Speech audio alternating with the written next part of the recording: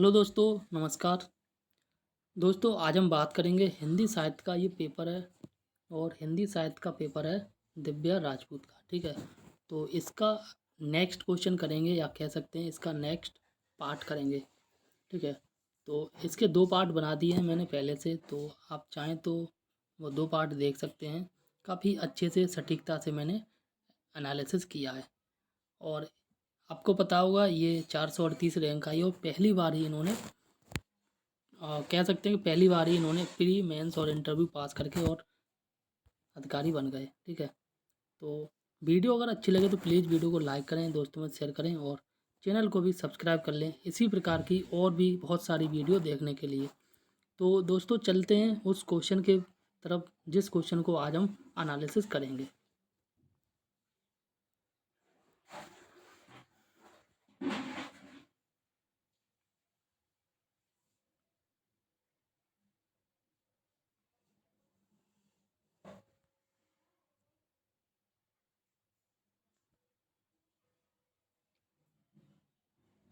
अब बात करते हैं दोस्तों इस क्वेश्चन के बारे में। और यहाँ पर ये क्वेश्चन है और यहाँ पर ये कह रहा है कि हमारा, यहाँ पर एक पंक्ति दी गई है एक तरह से।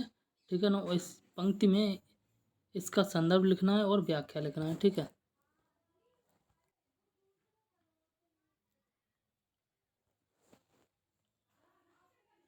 आइए शुरू करते हैं। यहाँ पे लिखा गया है कि हमारा सृष्टि संहार कारक भगवान तमोगुण जी से जन्म है। यानी कि जो हमारा जो तमोगुण भगवान है उनसे हमारा सृष्टि संहार, सृष्टि का मतलब जन्म और संहार का मतलब मृत्यु, इन दोनों का जो कारक है वह कौन है? भगवान तमोगुण जी। ठीक है, से जन्म है। आगे यहाँ पर कहा है कि चोर उलूक और लंपटों के हम एकमात्र जीवन है। ठीक, इसी प्रकार से आगे कहा है कि पर्वतों की गुहा, शोकितों के नेत्र, मूर्खों के मस्तिष्क और खलों के चित्त में हमारा निवास है। फिर आगे कहा है कि हृदय के और प्रत्यक्ष चारों नेत्र हमारे प्रताप से बेकाम हो जाते हैं। हमारे दो स्वरूप हैं।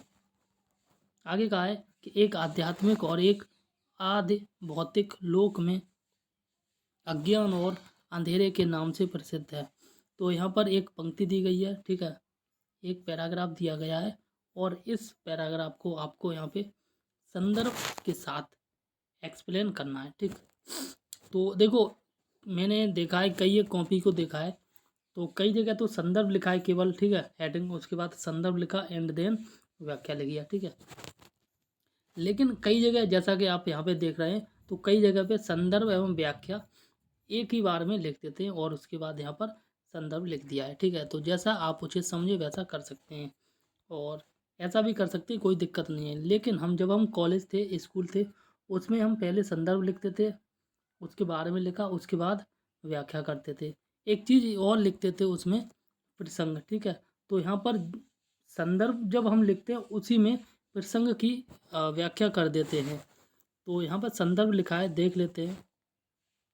ये संदर्भ लिखा है कि प्रस्तुत गद्यांश या प्रस्तुत गद्य पंक्तियाँ हिंदी नाटक के आरंभिक व महान रत्न भारतेंद्र द्वारा रचित भारत दुर्दता भारत दुर्दशा से उद्धृत हैं। ठीक है, और आगे कहा गया है कि ये पंक्तियाँ, एक सेकंड,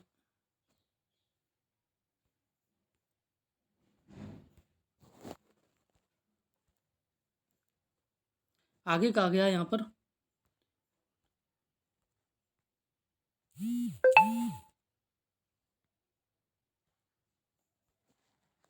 अब ठीक है, और आगे कहा गया है कि ये पंक्तियाँ अंधकार पात्र द्वारा कही गई हैं।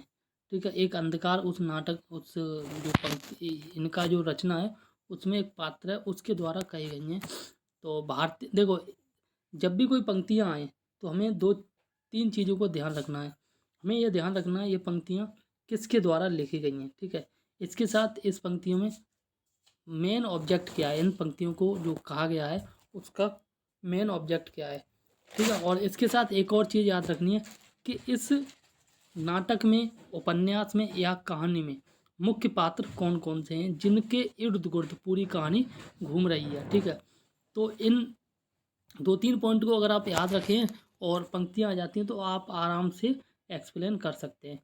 जैसा कि ये पंक्तियाँ हैं, ठीक है, आप देख सकते हैं ये पंक्तियाँ भारतेंद्र हरिश्चंद्र के द्वारा लिखी गई हैं और ये पंक्तियाँ जो लिखी गई हैं उस पंक्ति का जो रचना है उसका नाम है भारत दुर्दशा। ठीक है, तो इतना आपको याद है तो आप आराम से लिख सकते हैं या व्याख्या कर सकते हैं। तो यहाँ पर अब व्याख्या की गई है, व्याख्या की गई है और इसको बॉक्स में बंद कर दिया है।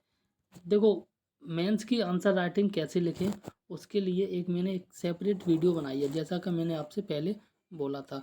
ठीक है, तो वो वीडियो आप देख लें, इसी से ऊपर वाली वीडियो है पहले वाली। ठीक है, तो वहाँ पे मैंने मेंस के लिए सेपरेट एक वीडियो बनाई है जिसमें कौन कौन से मोस्ट इम्पोर्टेंट पॉइंट होते हैं जिनको आपको ध्यान में रख के मेंस की आंसर राइटिंग करनी होती है।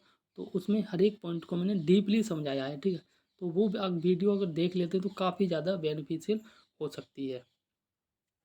तो अब यहाँ पे बात करते हैं इसकी व्याख्या किस प्रकार से की गई है।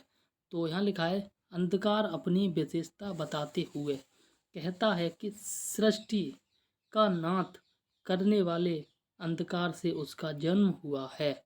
मतलब सृष्टि का जो नाथ है यानी कि परम पिता परमेश्वर जो भगवान है वो, ठीक है, करनाथ करने वाला अंधकार से उसका जन्म हुआ है। ठीक है, अंधकार का जन्म कहाँ से हुआ? सृष्टि का नाथ करने वाले जो अंधकार है वहीं से उसका जन्म हुआ है। ठीक, आगे कहा गया है कि अंधकार पर्वतों की गुफाओं में, मूर्खों की बुद्धि में तथा दुष्ट मनुष्य के हृदय में निवास करता है।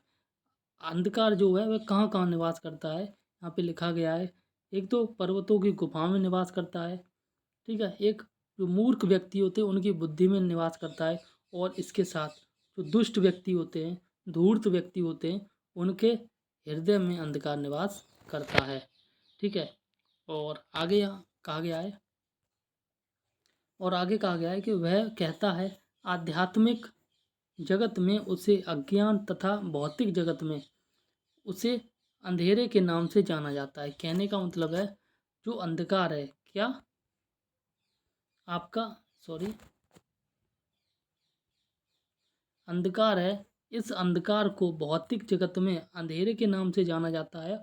और वहीं अगर हम आध्यात्मिक जगत की बात करें तो इससे हम एक दूसरे नाम से जानते हैं और वो है अज्ञान। ठीक है, इसके बाद क्वेश्चन में विशेष के रूप में लिखा है और ये लिखा गया है कि भारत दुर्दशा यानी कि एक रचना है, किसकी है? भारतेंद्र हरिश्चंद्र की। ठीक है, तो वही यहाँ पे लिखा गया है कि भारत दुर्दशा में भारतेंद्र हरिश्चंद्र ने, यहाँ नाम लिखा है केवल, भारतेंद्र ने भारत की दुर्दशा के कारणों में अंधकार को भी स्थान दिया है।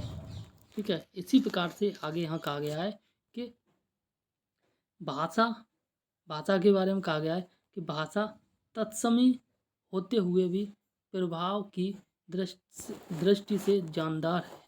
ठीक है, भाषा में तत्सम शब्दों का प्रयोग किया गया है और इन शब्दों के प्रयोग होते हुए भी उसका जो प्रभाव है, भाषा का प्रभाव दृष्टि से जानदार है। ठीक है, इसके बाद आगे कहा गया है कि अंधकार को पात्र बनाकर उसकी विशेषताएं वर्णित करवाई गई हैं। ठीक है, किसे पात्र बनाकर? अंधकार को पात्र बनाकर उसकी विशेषताएं वर्णित करवाई गई हैं।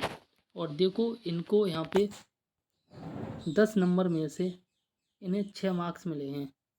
और ऐसे मान के चलो कि अगर आपको 60% बन जाती है या आपको 10 में से 6 मार्क्स मिल जाते हैं तो काफ़ी अच्छे मार्क्स हैं। ये बात मैं खुद नहीं कह रहा हूँ, ये बात खुद एग्जामिनर कह रहे हैं। देखो यहाँ गुड लिखा है। ठीक है, तो इसी से आप, और A+ दिया है, मतलब एक अच्छी कॉपी लिखी गई है। तो यहीं से आप एक मोटा अंदाज़ा लगा सकते हैं कि अगर आपके 60% तक बनता है तो मान के चलो आपने काफ़ी अच्छी कॉपी लिखी है।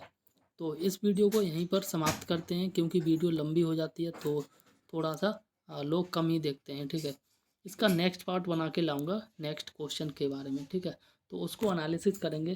तो वीडियो अगर अच्छी लगी तो प्लीज़ वीडियो को लाइक करें, दोस्तों में शेयर करें और चैनल को भी सब्सक्राइब कर लें इसी प्रकार की वीडियो देखने के लिए।